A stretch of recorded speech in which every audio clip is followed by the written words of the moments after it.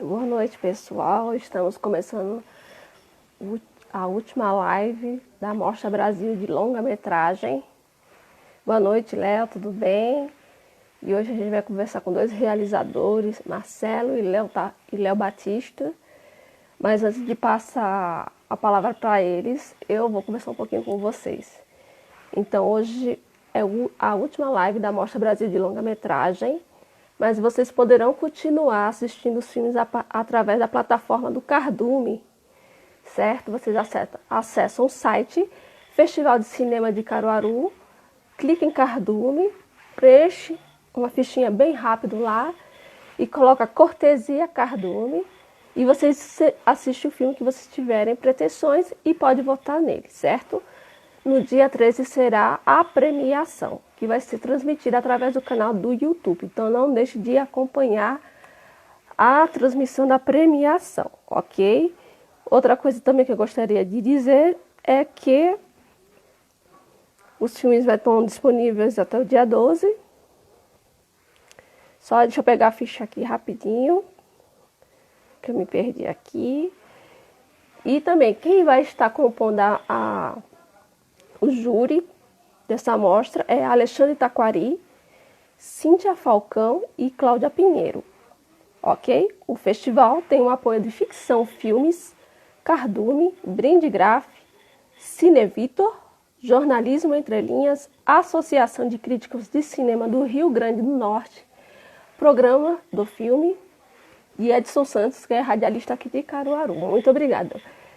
Eu queria agradecer à curadoria do Festival de Cinema de Caruaru por ter me convidado para fazer parte da mediação. Foram 5 dias conversando sobre os filmes brasileiros de longa-metragem, então eu me sinto muito honrada. É a primeira vez que eu tenho participado de uma live. O ano passado eu participei aqui do Festival do Júri, Júri Latino e da Mostra Agreste. Esse ano eu tive esse desafio de poder mediar esses debates. Para quem não me conhece, meu nome é Paula Fernandes, eu sou formada em jornalismo, advogada, produtora cultural. Trabalho com marketing político também atualmente, já desenvolvi alguns produtos de audiovisual.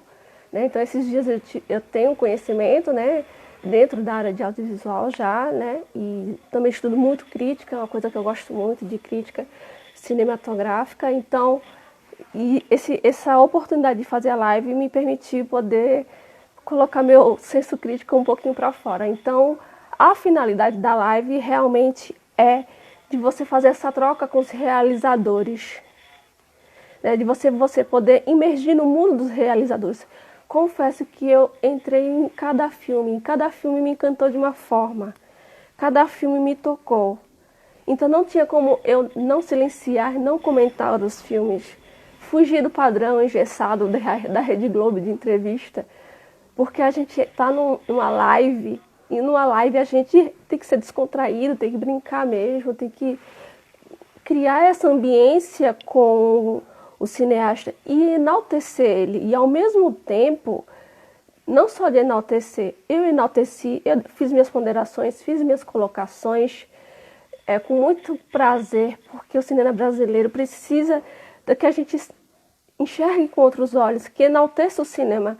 Então, para mim, foi um prazer enorme falar de cada filme.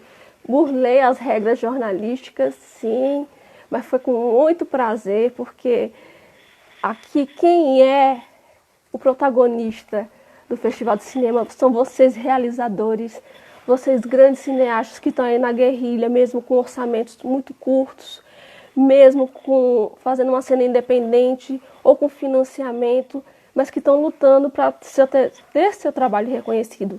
E eu queria agradecer a cada diretor com quem eu conversei e que criei laços afetivos. Muitos deles eu criei laços, amizades, muitos deles me deram ponderações externas, e eu agradecer muito pelo retorno deles. E eu queria agradecer a Viviane Pereira, diretora de Jerusa, a Léo Leite, foi um carnaval que passou, maravilhoso. A Renato Barbieri, meu coraçãozinho para você, de Servidão. Murilo Almeida, Viva Zé Pereira, maravilhoso também. A gente teve altos feedbacks. Gustavo Serrati, do Céu Perdeu a Cor, também quero agradecer a participação. A Batalha de Xangri-Lá de Severino Neto também foi maravilhoso comigo ontem. A Nossa Bandeira Jamais Será Vermelha, de Pablo Lopes também. Palavras de Rua, de Léo Batista. E de Eldorado, de Mengele, de São Paulo, Marcelo Felipe, meu conterrâneo, do ABC Paulista. E Rama, que foi super fofa comigo, sempre me incentivou a seguir a carreira aí de produtora de audiovisual, de desenvolver meus projetos. Eu acredito que cada um contribuiu um pouco comigo e eu fiz muitas amizades. Então eu enalteço o festival porque ele ajuda a gente a criar esses laços de amizade, tá, ok? Então agora a gente vai falar do cinema pernambucano, caruaruense, né, de um cineasta de Caruaru, Léo, vamos lá, Léo. Ele tá por aqui? Léo, se você estiver por aqui, dá o sinal, por favor. Léo, tá aqui já. Léo, deixa eu procurar Léozinho, querido. Amigo Léo.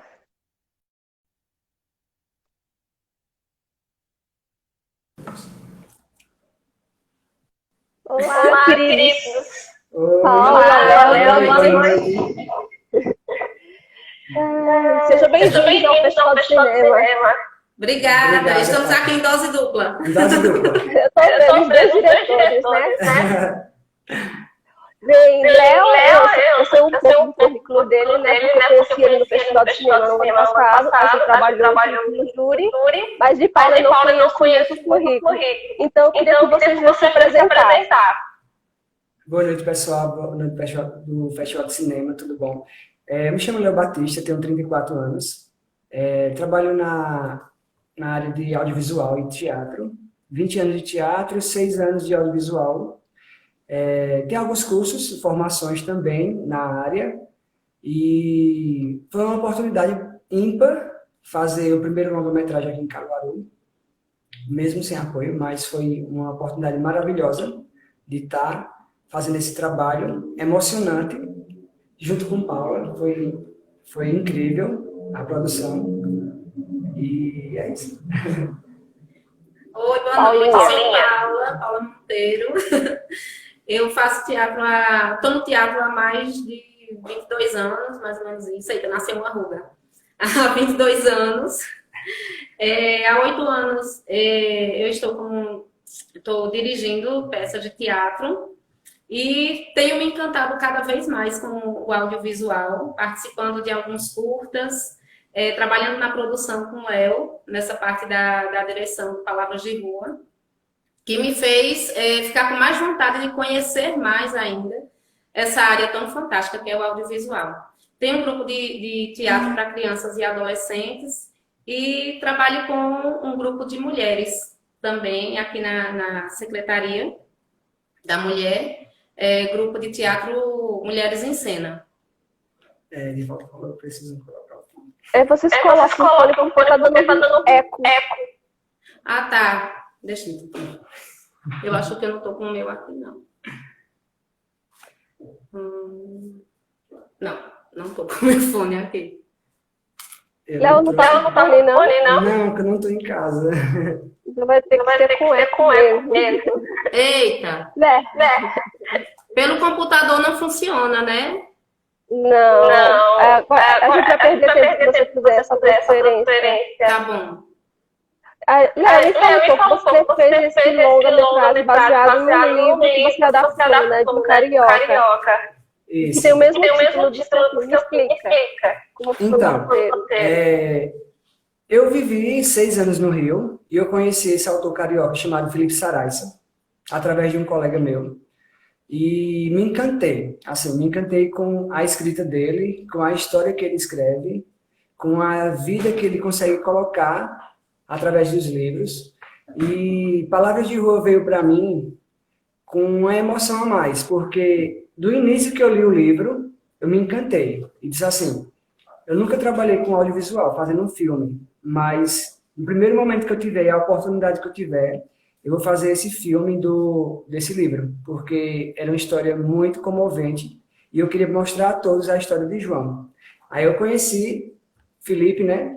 Conversamos E o livro já tinha sido lançado em 2017. E depois disso eu tive a ideia de adaptar para o roteiro. Eu fiz a adaptação junto com o Felipe Saraiva, que é o autor do livro, e lançamos em 2019. Tanto a diagramatura nova com o Gilson na foto, né? Que essa é a nova diagramatura do livro, como também com ilustrações do livro, do filme. Como foi a pós e a pré-produção do seu longa-metragem? Como toda produção, foi um pouco complicada do início, por conta que não teve apoio, não teve incentivo à cultura do governo, não teve um apoio assim, de valores, só que a vontade de fazer foi maior. E eu tive parceiros, Paulo Monteiro, o Gilson Alves, que ele fez o ator principal, me ajudou muito também no decorrer das gravações. E todos que foram envolvidos, a produção, todo mundo que foi envolvido. Mas foi uma delícia gravar. Foi uma delícia tirar do papel o roteiro e ver sendo gravado, e ver aquela história sendo contada através das câmeras, das lentes.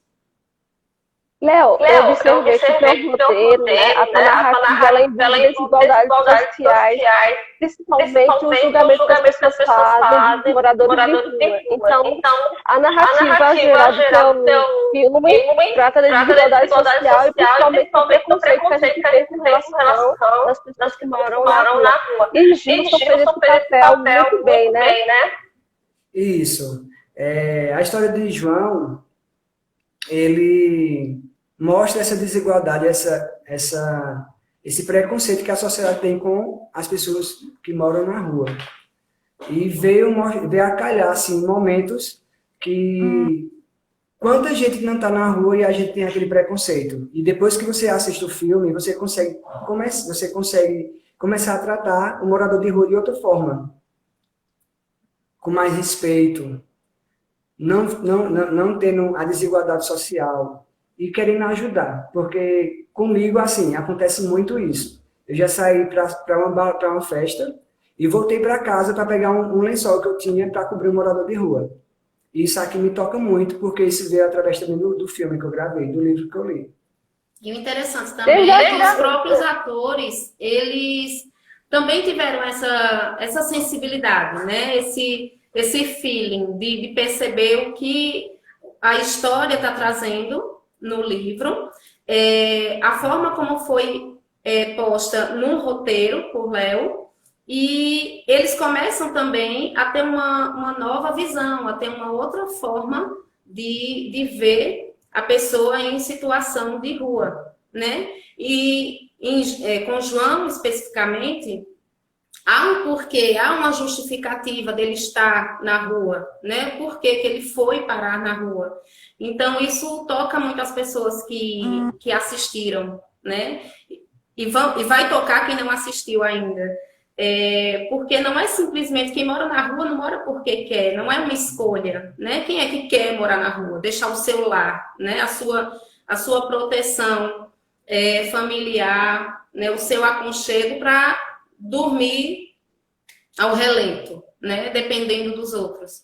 Então, além de tocar a gente, tocou também os próprios atores. Gilson foi fenomenal, foi fantástico em cada cena. Ele se entregou mesmo ao personagem, sabe? Ele se jogou em cada detalhe, ele foi perfeito. E assim, essa é a proposta, é mostrar para quem está assistindo essa realidade do morador de rua e quem está ali, né, no seu entorno também.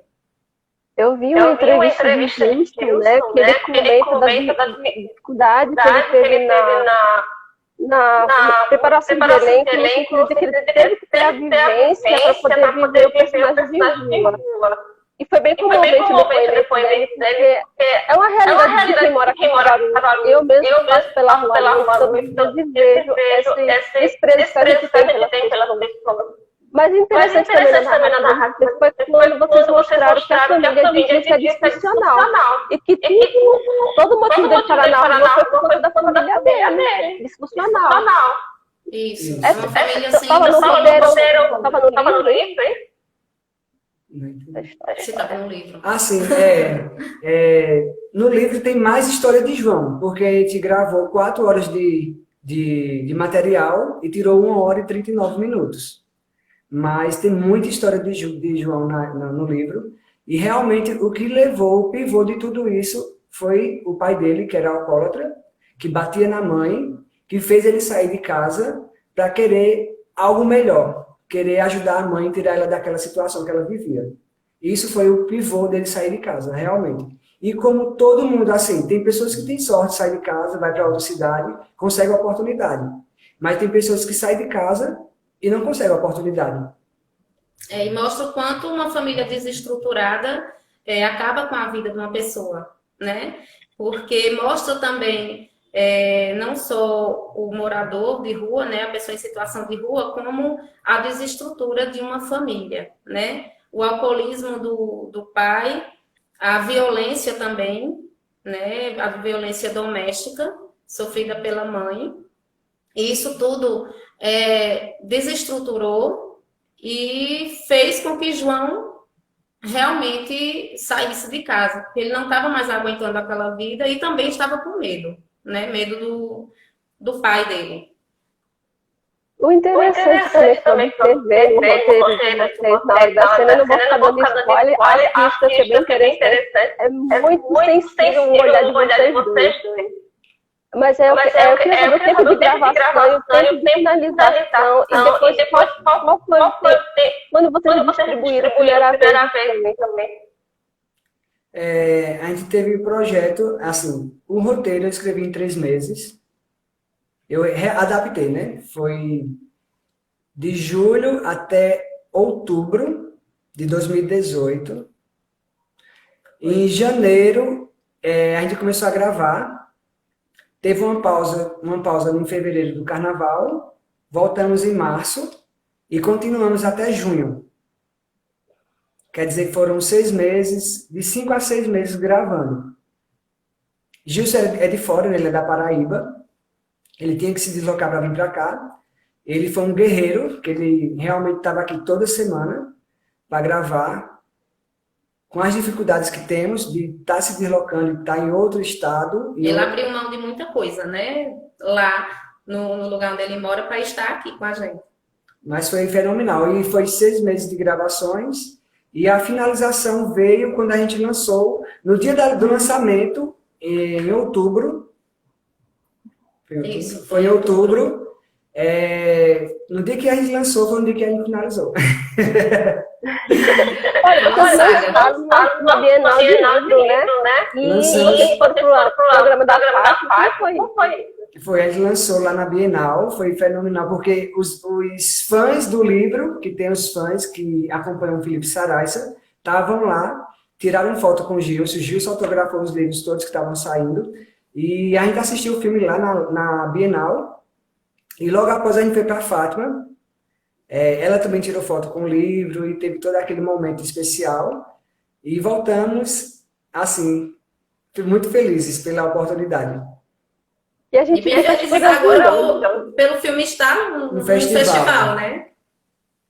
O ano passado você só fez a exibição, né? Especial. E agora você está concorrendo ao festival, né? Isso.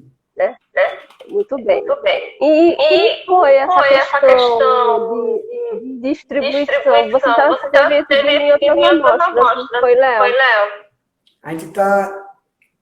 Por conta da pandemia, eu não consegui passar onde ia passar. A gente estava com algumas mostras já agendadas para esse ano, só que foi adiado. E me diga qual foi a maior dificuldade de gravar esse filme longo? Porque você gravou com pouca equipe, né? Eu não tinha equipe assim firmada, não tinha valores para pagar, sem recurso em valores, e foi na amizade. Mas a gente se desdobrou muito. Às vezes tinha Paula para me ajudar, às vezes Paula estava trabalhando, eu ficava na direção de fotografia, às vezes eu ficava na câmera, e assim a gente ia fazendo aquele giro na parte da produção para finalizar o filme, senão eu não tinha conseguido finalizar. Gilson foi pro claquete, ficou quando não estava no elenco. Ou ficava no boom. Ou ficava no boom, e assim a gente ia fazendo. Ainda bem que a gente teve parceiros também, pessoas que fizeram, né, alguns patrocínios para ajudar, mas o que a gente assim, tem uma gratidão imensa é com os atores e com os figurantes também, né, que foi um grupo muito grande, foram mais de 100 no total, para a gente distribuir em cada cena. E eles fizeram realmente, como o Léo falou, na amizade, né? Foi tudo 0800. Mas certamente todos ganharam muita experiência, inclusive a gente, né? Nós somos os primeiros que assim, colocamos mesmo para frente. E uma gratidão imensa para quem pôde ajudar, né? Financeiramente. E para os atores e figurantes também. Léo, como preparador de elenco e ator que você é, como foi você fez fazer essa construção dos personagens? Olha, a gente começou assim, separando por cenas. Por cenas, né? Porque como são muitos atores, foram muitos atores e figurantes, então foi tudo por partes. Então, cada ator de determinada cena foi trabalhado para aquela cena específica. Assim, que a gente gravou em quase todos os cantos de Caruaru. Gravou muito externo e algumas locações internas. E como eram 39 cenas, foram 39 cenas gravadas, das 39 cenas, tinham 39 atores diferentes. A gente contou também com o apoio em algumas cenas de Sil Cardoso, que é atriz também, diretora. Ela não pôde estar em todas, mas ela dava uma força também na questão da interpretação dos atores. Porque ela é psicóloga. Inclusive, agora ela está num consultório atendendo. Olha, eu achei interessante no hospital. Como é que vocês conseguiram? Tem um hospital só para vocês ali na casa.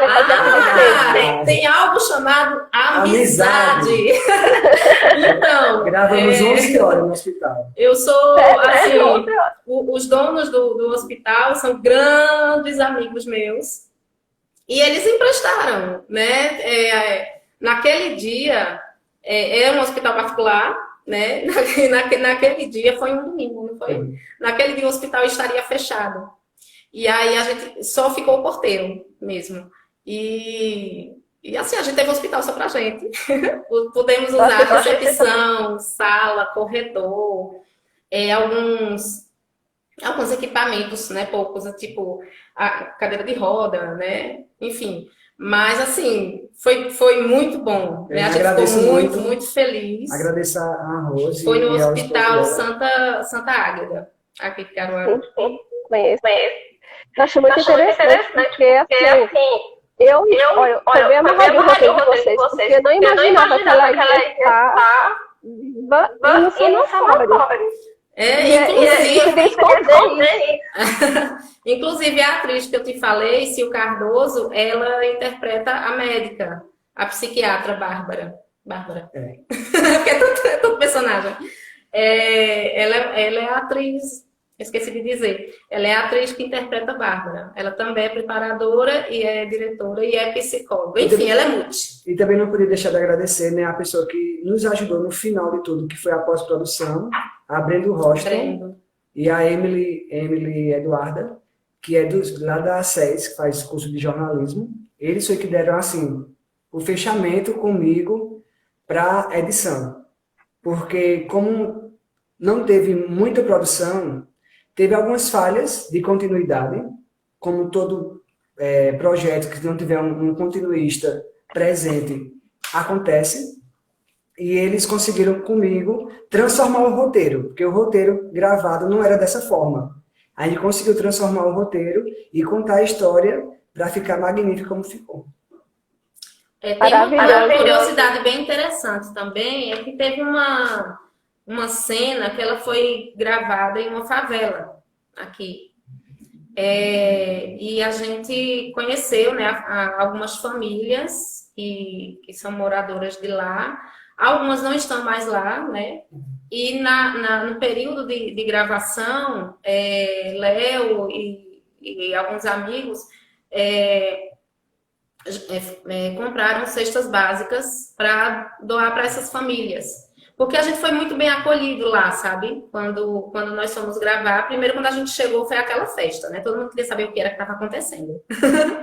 E aí, fizemos a gravação e foram entregues essas cestas lá. A gente achou isso um gesto muito, muito carinhoso e necessário. E para fora aquela que família. naquele momento a gente conseguiu crianças que não eram atrizes a participar no filme. Que tipo, a filha da menina que participa com Adriana Adriana Oliveira, Oliveira, uma atriz maravilhosa. ela mora lá, moradora do local.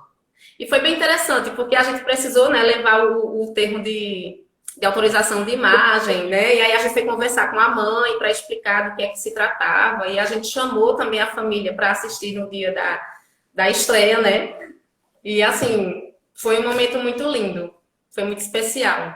E a gente viu assim, tem um momento que ela ganha um presente, que a gente não falou ela que ela ganha esse presente. E na hora que Gilson tira da bolsa, que ela abre, realmente ela tem a reação de verdade. Assim, a gente sentiu no olhar dela que, mãe, eu ganhei um presente, uma tartaruga. Aí foi mágico, foi ótimo. Olha, gente, obrigada assim, por aceitar o convite do festival para dar o depoimento de vocês sobre o filme. Eu assisti duas vezes, porque para ter dois sentidos, né, o técnico e como telespectadora ali daquele movimento. E eu que moro em Caruaru, não é a realidade, você precisa transmitir essa realidade. E eu queria que você mandasse uma mensagem para o pessoal que está aqui na live, acompanhando, para assistir seu filme. Primeiramente, eu E os agradecimentos especiais queria também. mandar um beijo bem especial para os atores principais do filme, que é Érica Vasconcelos, o Nando Silva, Gilson Alves, Rosberg, Alexander, Clécio Villanova e todos os outros que participaram, os nossos figurantes, os 100 figurantes que participaram. Dinamo. Ah, sim. E Ed Gomes, que também fez o pai, né? A gente tem alguns figurantes, assim, que foram de uma importância incrível, né? Tem uma atriz chamada Josefa, que a gente chama de Preta. Ela é atriz do grupo Mulheres em Cena e ela participa também como figurante.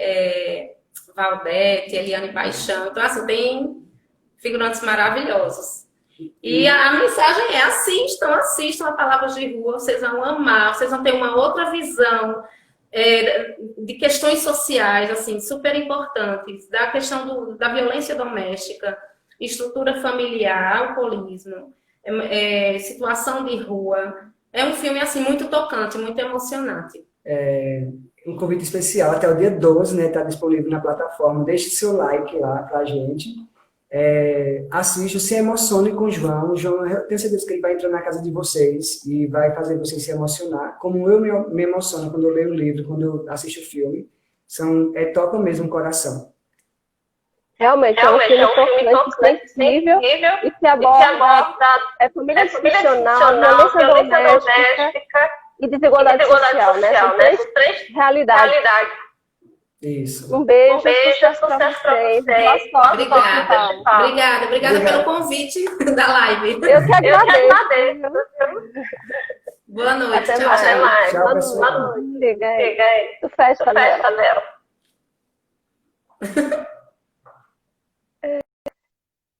Bem, a gente agora vai falar com Marcela do filme Engele, Vivo ou Morto. Mas antes disso, eu vou desejar aqui boa noite ao pessoal que está participando da live, né? Que é Edivaldo, Léo Leite, Luiz Imão, Jucineide, Paula Monteiro, que estava aqui agora há pouco, Léo Tabosa, deixa eu ver quem mais está por aqui, Gilson, Renata Villanova, Mércia, Letícia, quem mais está por aqui? Rama, do filme Mito e Música, Fabicine, muita gente boa está por aqui, Luciano Torres. Então eu vou convidar agora o diretor do filme, Marcelo Felipe Sampaio. Marcelo Felipe Sampaio, que fez o documentário Mengele Vivo ou Morto. Vamos aguardar ele entrar. Prazer, meu conterrâneo, tudo bom? Tudo bem? Tudo bem? Como estão as coisas por aí? Bem-vindo. Seja bem-vindo ao Festival de Cinema de Caruaru. Eu que agradeço. Muito feliz de participar dessa live e muito feliz de participar do festival também. E é uma honra. E tá mal calorzão aqui também em São Paulo. Aí deve estar mal calor também. Né? Tá tudo. Então, Marcelo, fale um pouco de você. Amigo, então, fale um pouco de você aí. Tá bom, meu nome é Marcelo Felipe Sampaio, tá? Eu tenho 47 anos. Entrei faz 30 anos que eu atuo na área de música, né? De 20 anos na área de cinema, né? E eu tô aqui à disposição de vocês. Então, comecei como músico, toquei durante muito tempo. Tive duas bandas, uma chamada Negócio à Parte, outra chamada Paiurso. E a gente foi contemporâneo dessas bandas, né? Charlie Brown Jr., Raimundos, Titãs. Mas só que a gente andava pelo underground e essas bandas ficaram no mainstream, né? E foi muito legal durante essa época, né? E foi por causa da música que eu entrei no cinema. Eu montei uma banda chamada Paiurso em 2000. E aí a gente fazia pequenos filmetes, né? E a gente reproduzia a trilha sonora ao vivo para uns filmes que a gente fazia. Né? E aí tocamos, até a nossa vocalista se deu muito bem depois, montou uma banda chamada Caleidoscópio, fez sucesso, bastante sucesso. E a gente começou a desenvolver essas trilhas sonoras, né? Para esses pequenos filmes que a gente fazia. Inclusive a gente sampleava trechos do filme Pichote, do Hector Babenco, né? Tubarão, né? Que eram os filmes que a gente gostava na época, né? Inclusive o ator do filme Pichote, a Lei do Mais Fraco, era de Diadema, que era a minha terra natal. Então a gente começou a desenvolver pequenos filmes, fazia tudo em VHS, né? Tocamos no Teatro Popular do SESI, foi bem legal, assim, né? O Supla apresentando. E é engraçado que hoje em dia as coisas são todas mais fáceis, né? Eu até falo com meus filhos também que gostam de tecnologia, as coisas são muito mais fáceis.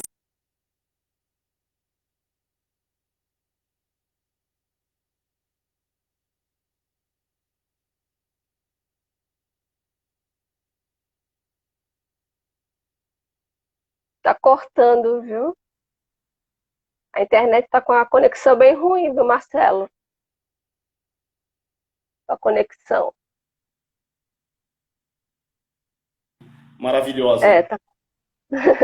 Marcelo, me fala sobre o seu documentário antropológico e cheio de histórias bem, assim, que você não acredita que aconteceu em Diadema, São Paulo, né? Que um médico nazista veio para São Paulo para se esconder. Me conta, como é que surgiu você tem interesse por Joseph Mengele, né? Vem de muito tempo. Essa história vem de muito tempo. Então a gente tinha, na época, eu morava próximo a um bairro chamado Eldorado. Por que Eldorado? Porque realmente é um Eldorado, é um lugar maravilhoso, banhado pela represa Billings, sabe? E um monte de artistas tinha o caso de Veraneio lá, porque na época você não conseguia descer para o Guarujá porque não tinha Anchieta, né? E aí era um lugar maravilhoso, próximo da Volkswagen, que eram empresas alemãs, né? Que é Volkswagen, Mercedes, é tudo próximo ali. Então tinha uma concentração muito grande de alemães ali, uma concentração de gente muito rica e muito artística. Inclusive a Elis Regina ensaiava lá, Roberto Carlos.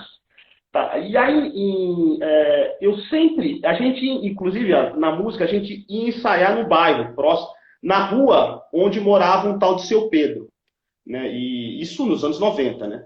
E aí um dia, mas um pouco antes disso, em 1984, eu assisti um filme chamado Marathon Man, né? Maratona da Morte, que tinha o Laurence Olivier e o Dustin Hoffman. E o Laurence Olivier era um personagem que era baseado no Mengele, né? E o Mengele, inclusive o Mengele chamava o Anjo da Morte, e esse cara era o Anjo Branco. E como era um bairro muito pobre onde eu morava, e aí no outro dia só tinha o Super Sim, a gente passava isso em 84, hein, pouco antes do caso estourar. Em 85, em 84 eu assisti esse filme, né? E aí no outro dia a gente ficava com os amiguinhos, a gente se reunia com os amiguinhos e ficava conversando sobre o filme, sobre os filmes que tinha passado no sábado à noite, quando meu pai me deixava assistir, né? E aí eu falei, você viu o cara torturando o outro na cadeira de dentista, né? Aí o cara falou, você sabia que aquele cara morou aqui em Diadema? Aí, nossa, fiquei super impressionado, assim, né? Porque pra gente, na cabeça de um menino de 12 anos, não era filme, era verdade, né? E aí fiquei impressionado com a história. E aí, anos depois, a gente ia ensaiar lá próximo, e o batera da minha banda, o Rafael, que hoje é meu advogado, ele falou, ó, o Mengele morou aqui. Ah, eu falei, isso é brincadeira, né? E aí essa história ficou no meu subconsciente durante muito tempo. E aí um dia, lá na casa do Fernando Bonassi, o Fernando Bonassi, para quem não sabe, é um grande roteirista, fez o Carandiru, fez o filme do Cazuza, fez o Carcereiros agora na Globo. E eu falei para ele, ô Fernando, eu tenho uma ideia de fazer um filme sobre o Mengele, que morou em Diadema. Aí ele já me deu uma pilha, falou, não, vai lá, faz o filme que eu te ajudo, né? E aí no outro dia, eu sem roteiro, sem nada, voltei lá no bairro com minha VHS-C e comecei a pegar algumas imagens, meter a câmera na cara dos outros, sabe? Tipo, e descobrindo quem que era aquele personagem. E depois eu descobri que era um senhor chamado Pedro, né? Pedro Roche-Bichler, né? O nome o pseudônimo dele. E aí eu fui entrevistando algumas pessoas que conheceram ele, né? Tipo, as pessoas que conheceram... Engraçado, que as pessoas que conheceram o Mengele, o seu Pedro, não era ali não era o Mengele, né? Era o seu Pedro, né? Era o velhinho bonzinho, né? Era aquela pessoa doce. Ele, quando um pé de limão invadiu a casa dele, ele teve uma briga com o vizinho. Foi a única briga que ele teve lá. E aí fui conhecendo as pessoas, inclusive conheci uma pessoa que teve um relacionamento amoroso com ele. Essa pessoa me falou, isso vai estar até no filme novo, que eu estou fazendo, chamado A Trilha dos Ratos. A pessoa ela falou assim, o pessoal ficava falando que o Pedro era o anjo da morte, né? Não, o Pedro para mim foi um anjo na minha vida. Carrasco era meu marido que me batia. Você vê, olha só, eu falei, você grava isso para mim, ela não gravou, ela falou para mim em off. Mas você vê que ele era um cara que se escondia lá, né? E aí, a partir do momento, fui desenvolvendo 14 anos de pesquisa, fui aprendendo a fazer cinema com esse filme. Entrevistava um aqui, entrevistava outro, é um filme independente, né? E o que aconteceu? Eu fui juntando essas entrevistas durante anos, depois eu fui atrás do pessoal da perícia, fui atrás do pessoal da polícia, fui atrás dos delegados, né? E a gente confirmou que realmente esse cara passou por lá. E aqui é o mais surreal, assim, é que quando o Mengele morou naquela região, Diadema era o bairro de Eldorado era um bairro muito chique, muito rico, de gente muito famosa que frequentava lá. E depois que ele morreu em 79, afogado, Diadema virou uma das cidades mais violentas do mundo. Engraçado, tipo assim, eu tento ligar essas histórias que o criminoso de guerra mais procurado do mundo foi morar no que virou depois uma das cidades mais violentas do mundo. Em 97 a gente perdia até para Bogotá. Parece que ele deixou uma maldição naquele lugar ali. E foi muito interessante fazer tal, tive muita ajuda, apesar de ser um filme independente, eu tive muita ajuda do Fernando Bonassi, do Roberto Laguna, que me ajudou, do Tuco Barini, que me ajudaram a compor trilha sonora, a correção de cor, tal. e foi um trabalho muito gratificante de fazer. Sofrido também, né? É um negócio que você sofre de fazer. Esse cara, ele tem muita energia carregada, ele matou muita gente lá, né? E eu lembro quando eu demorei 5 anos para conseguir entrevistar o Dr. Daniel Romero Munhoz, que é o médico-chefe que realmente descobriu o Mengele. E descobri que ali também tinha muita política, né? Em torno daquela caveira tinha muita política. Por exemplo, o governo americano, quando descobriram a ossada lá em Budas Artes, o governo americano não queria dar a ficha da SS dele, que estava lá com o governo americano, para fazer o comparativo. Eles só deram a ficha depois que eles mandaram 2 peritos para cá, não, foi 2 ou 4 peritos para cá, para acompanhar a perícia, né? E eram os peritos do caso Kennedy, né? Outro caso que não foi resolvido até hoje, sabe? Então, por isso que ficou essa áurea de que se era ele ou não era, né? E aí eu lembro, a gente estava no corredor lá do Instituto Oscar Freire, né? E a gente estava falando umas besteiras, tava eu e o diretor de fotografia, né? Falando sobre Palmeiras, Corinthians, conversando sobre futebol, assim, né? E de repente passou aquela caveira, a ossada dele.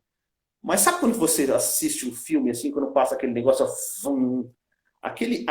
ele tá, até hoje, acho que ele tá preso naquela ossada, né? E a ossada hoje serve para formar novos peritos, né? Que ele era um cara que ele queria ser cientista e no final ele acabou servindo para a ciência, que a ossada dele serve para formar novos peritos na Faculdade de Medicina de São Paulo. É interessante isso aí, né? E foi um negócio muito bacana fazer. Pois não. Esse teu documentário, ele é histórico, ele é antropológico e ao mesmo tempo ele é pesado no sentido da narrativa ser nazista. E é inacreditável ao mesmo tempo. E eu queria saber qual foi o momento mais difícil para você na hora de gravar, assim, que te deixou mexido, assim. Assim, você ficou sensibilizado, não muito bem, porque tem cenas muito fortes no teu documentário. Sim, a parte que mais mexeu comigo era aquela parte quando você conversava com as pessoas que conheceram ele, e essas pessoas que conheceram ele não acreditavam que aquele velhinho bonzinho, pescava na represa, andava por lá, que todo mundo gostava, era aquele carrasco nazista que matou milhares de pessoas no campo de concentração de Auschwitz. Você tem uma ideia? O pessoal é aquela coisa da psicopatia, né? Foi a coisa que mais me mexeu com a minha cabeça, que mais falou, será que é esse cara mesmo que teve aqui, sabe? Será que era ele mesmo? Será que era, por exemplo, um cara pegar no campo de concentração, eles não conseguiam matar todas as crianças, tinha muita criança no campo de concentração. Ele abrir um buraco no meio do campo, colocar gasolina, tacar fogo e pegar 4 caminhões de crianças e jogar dentro dessas crianças vivas de 5 anos, sabe? Eu sou pai, eu tenho uma filha de 8 anos. E jogar umas crianças vivas para pegar fogo. E as crianças tentando sair, eles empurrando as crianças. O cara não pode ser normal, sabe? Não dá para... E a parte que mais me tocou foi essa parte de começar as pessoas falaram, não acredito que era esse cara, sabe? Era o mesmo cara que comprava cerveja comigo, que andava. Era o mesmo cara que se apaixonou, sabe? Era o mesmo cara que supostamente teve um filho lá. Não é nada comprovado, mas diz que ele deixou herdeiros no lugar, mas isso aí a gente não pode provar, né? Sabe? A gente, como documentarista, a gente tem que ter documentos, né? Documentos, a gente tem que provar as coisas, mas foi falado que ele realmente teve filhos lá, tá? E é incrível a história. E é incrível como a gente se conecta com a história, né? Quando a gente está fazendo, principalmente quando a gente está fazendo um documentário, a história acaba se conectando com a gente, né? E isso pra gente que é documentarista faz muito mal. Pra você ter ideia, eu fiquei diabético, sabe? Desenvolvi diabetes. Porque é muita tristeza, né? Muita gente fala, por que você está fazendo isso? Tal? Por que você deixa essa história morrer? A gente não pode deixar essa história morrer, porque ela principalmente nos dias de hoje, ela pode voltar a acontecer, sabe? Onde o dinheiro é mais, né, sabe? Onde a política é mais que o ser humano, né? É muito complicada essa história, mas o que me tocou muito foi aquela coisa do bom velhinho, né? O Ben Abraham falando, né?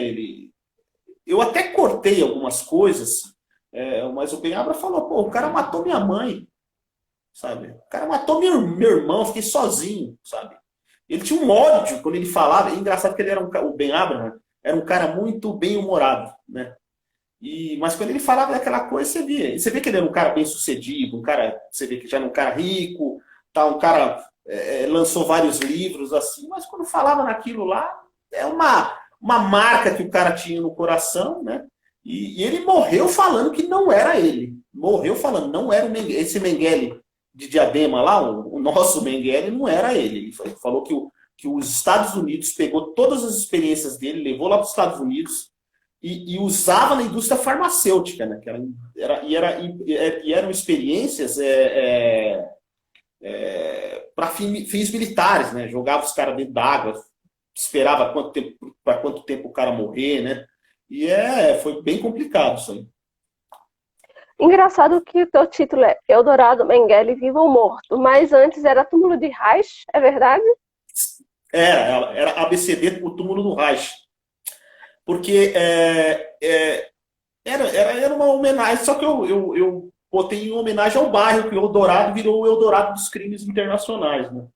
E era ABCD, porque roda todas ABCD, Santo André, São Bernardo, São Caetano e Diadema, o túmulo que eles foram morrer ali. Por quê? Porque tinham as empresas, a Volkswagen, né? Tinha a Mercedes. Eu vou vou botar um apêndice aqui. Em 1967, tinha um cara que trabalhava na ala 3 da Volkswagen. Esse cara trabalhava na ala 3 da Volkswagen. Toda vez que alguma pessoa fazia alguma coisa errada, ele falava assim, o eutanásia se esqueceu de você. Com aquele sotaque alemão. O pessoal, nossa, que cara estranho, né? Toda vez que um funcionário fala uma coisa errada, fala, a eutanásia se esqueceu de você. Descobriram-se em 1967, esse cara foi preso na frente da Volkswagen. Ele chamava Paul Franz Stangl. Ele era o chefe do campo de concentração de Treblinka e era o chefe da ala 3 da Volkswagen. Ele veio trabalhar.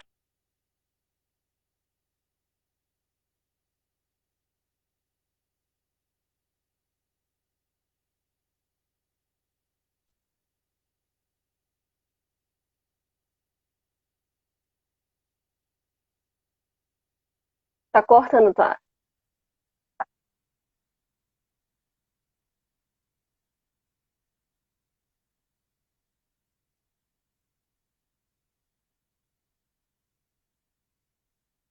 Aqui do roteador. Então, esse cara era... Melhorou? Chefe do campo de concentração. Oi. Sim. Quer que eu volte à história? Então, esse cara que trabalhava na ala 3 era o chefe do campo de concentração de Treblinka. E ele veio trabalhar com o próprio nome dentro da Volkswagen. E só descobriram porque ele tinha uma filha muito bonita e essa filha era casada. Essa filha era casada com essa filha era casada com um cara e a filha deu um pé no cara, nesse cara que era casado com ela.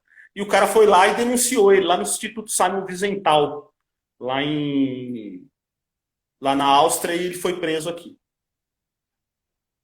Me conta uma coisa, como foi o processo de montagem, depois que você conseguiu reunir toda a documentação, todos os depoimentos, levou quanto tempo? Demorou 14 anos. O primeiro 14 take foi em 2004, com a minha VHS-C, né? E aí foi 14 anos, foi como se fosse uma coxa de retalhos. Então eu ia lá, e cada vez que eu fazia um pouco do filme, o filme mudava um pouco, né? Cada vez que eu colocava, que eu filmava um pouco, o filme ia mudando. E aí a história, por isso que demorou tanto, né? A história ia fazendo um zigue-zague, assim, né? Então foi muito interessante. Então foram 14 anos, né? E eu aprendi a fazer cinema fazendo esse filme. Aí depois eu fiz o La Plata e Viu, que foi 2 anos, né? Eu já estava mais experiente, né? E estou fazendo a Trilha dos Ratos agora, que foi 3 anos. E estou fazendo um outro Aí sobre o desde Celso Daniel também. Estou fazendo um outro Celso sobre o Celso Daniel. Daniel. Aí do Celso Daniel já comecei. Eu falei para mim, ó, eu não vou mais, fazer filme sem dinheiro, né? Eu falei, depois que eu terminei o filme do Mengele, porque foi tão sofrido. E aí, antes de terminar o filme, já estava fazendo mais 3, sabe? É um vício, assim, virou um vício contar histórias, né? E aí Mas foi muito bacana. Pois não. Como foi a repercussão depois de você ter finalizado o documentário em São Paulo? Porque envolveu muitas pessoas importantes nesse seu documentário, como o Romeu Tuma, que foi um dos investigadores. Como é que foi a repercussão em São Paulo? Foi muito boa a repercussão. A gente estreou o filme no ano passado lá em Pedra Azul, lá no Espírito Santo, Festival de Pedra Azul, e ganhamos. E logo depois a gente ganhou o Hollywood Sound Awards, lá em Los Angeles, né? Nada mal para um cara de Diadema, né? Muito E, bom. e aí, logo depois, a gente conseguiu fechar com a Amazon Prime, né? A gente fechou com a distribuidora, com a Hello Company, e fechamos com a Amazon Prime e fechamos com a NetNow e a Apple TV. E agora eu fechei com a Wide Stores, que é para distribuição do filme no mundo todo. Então a repercussão foi a melhor possível, né? Tipo, conseguimos emplacar, exibimos em Nova York, exibimos na Bielorrússia, exibimos em um monte de lugar bacanas. Então foi muito boa a repercussão. E o que é legal que até puxou o primeiro filme que eu tinha feito, que era o La Plata, né? A gente começou a exibir, depois do Eldorado, a gente começou a exibir o La Plata, né? Tipo, o La Plata, a gente começou a entrar mais em festivais com o La Plata, e a repercussão foi maravilhosa. Conseguimos, conseguimos fechar com as plataformas, sabe? Tipo assim, gente do mundo todo te procura, sabe? Fui convidado para fazer vários outros projetos, sabe? Até esse projeto do Celso Daniel eu estou fazendo junto com o Bonassi também. O Fernando Bonassi está me ajudando. Também vai fazer supervisão de roteiro. A gente tem uma história. Esse do Trilha dos Ratos está praticamente pronto. Eu tenho uma ideia de fazer um recorte do filme do Mengele, mas com lá no Paraguai, mas com uma visão fazer um filme mesmo com atores e tal, que é um pequeno recorte que a gente fez de uma história. Seria a continuação do Médico Alemão, né? Não aquele filme argentino. Mas eu quero fazer com os atores e tal, né? E aí já estamos dando start na produção e já estou desenvolvendo o roteiro, né? E essa Realmente, seu história trabalho é bem... é, essa sim, história o não seu tem fim. trabalho Oi, pode falar, não desculpa. tem fim. Não tem fim mesmo, porque pelo que a gente vê na internet, tem muitas histórias assim, desencontradas, outras verdadeiras, outras não, né? Sim, sim. Aí me diga uma coisa, a gente está com pouco tempo já para quase finalizar.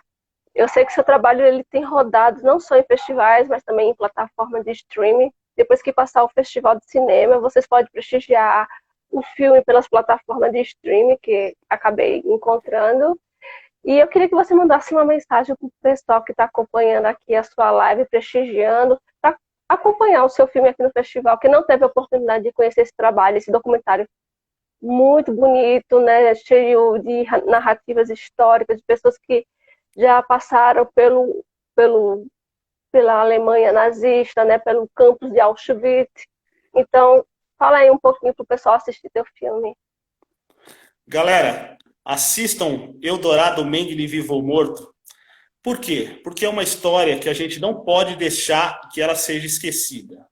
Porque hoje em dia, nessa coisa de nós contra eles, eles contra nós, essa história pode voltar a acontecer. Então, foi uma coisa muito horrível que aconteceu, que foi o Holocausto.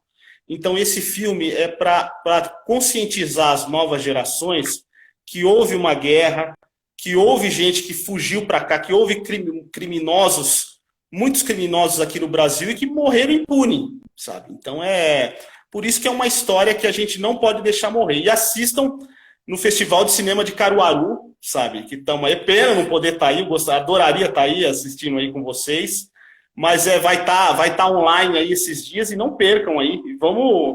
E vamos nessa. E vamos produzir cinema, tá? E vamos ficar próximo do que a gente gosta. Gente, vocês que são produtores de cinema, não esperem o momento ideal para realizar um filme. Liga a câmera e manda pau. Vamos fazer um filme, vamos fazer filme, sabe? Tá difícil? Tá difícil, você entendeu? Tá, a grana tá curta? A grana tá curta. Mas hoje em dia, o mundo tá na palma da nossa mão, tá? Então vamos... E fiquem próximos de que vocês gostam. Se vocês são cineastas, fiquem próximos de cineastas, fiquem próximos de músicos, sabe? E assistam Eldorado Mengele Vivo ou Morto no Festival de Cinema de Caruaru, tá bom?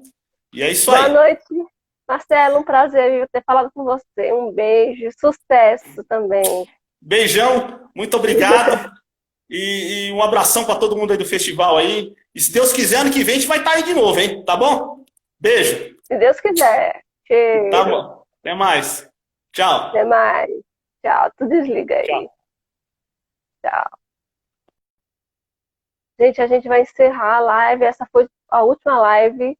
E gostaria de parabenizar a curadoria pelos filmes de longa-metragem Brasil. A seleção foi perfeita. São temas bastante de fulcro social, né, de fulcro poéticos. Então, são filmes muito importantes para a nossa reflexão. Parabéns à produção, parabéns aos mediadores que mediaram as outras categorias.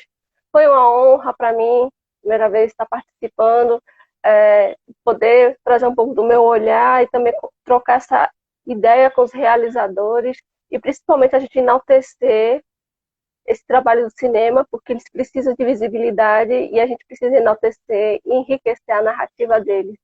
Então fique com Deus, aproveita o festival até o dia 12, vocês podem assistir o filme, dia 13 é a premiação e torça aí para o seu filme predileto vencer e sucesso para todo mundo, um beijo e boa quinta-feira. Até mais.